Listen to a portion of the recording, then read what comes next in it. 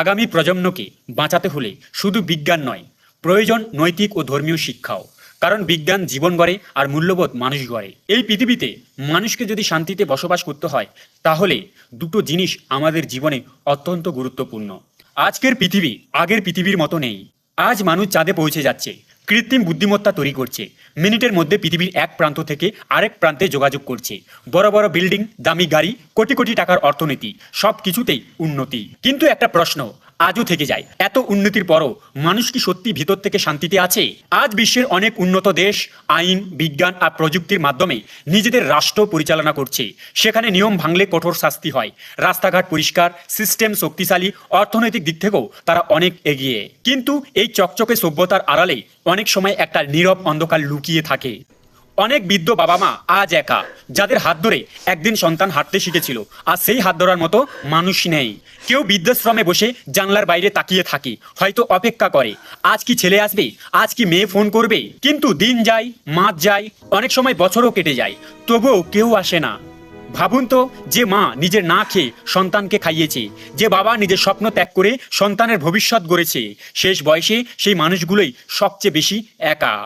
কেন এমন হচ্ছে? কারণ আধুনিক শিক্ষা মানুষকে সফল হতে শিখিয়েছে, কিন্তু সবসময় মানবিক হতে শেখায়নি।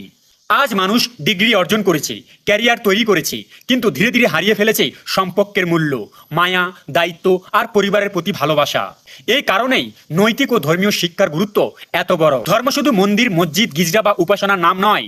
ধর্ম মানে মানবতা, সম্মান, সংযম, দায়িত্ব আর অন্যের কষ্ট অনুভব করার শিক্ষা। ধর্ম শেখায় বাবা মায়ের পায়ের নিচে সন্তানের স্বর্গ। ধর্ম শেখায় বৃদ্ধ বাবা মাকে অবহেলা করা নয়, তাদের পাশে দাঁড়ানোই সত্যিকারের মানবতা। যে পরিবারে নৈতিকতা থাকে সেখানে সম্পর্ক ভাঙতে ভয় লাগে। যে সমাজে ধর্মীয় মূল্যবোধ থাকে সেখানে মানুষ অন্যায় করার আগে অত্যন্ত একবার ভাবে। কারণ আইন মানুষকে শাস্তির ভয় দেখায়, কিন্তু নৈতিকতা মানুষকে ভিতর থেকেই থামিয়ে দেয়।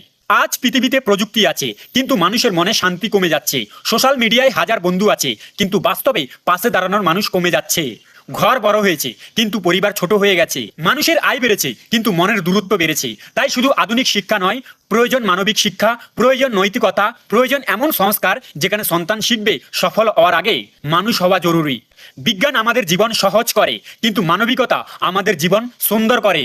একটা দেশ তখনই সত্যিকারের উন্নত হয় যখন সেই দেশের মানুষ শুধু ধনী নয়, মানুষ হিসেবেও বড় হয়। যেখানে বৃদ্ধ বাবা মা একা থাকে না, যেখানে সন্তান বাবা মাকে বোঝা মনে করে না, যেখানে সম্পর্ক টাকার চেয়ে বড় হয়।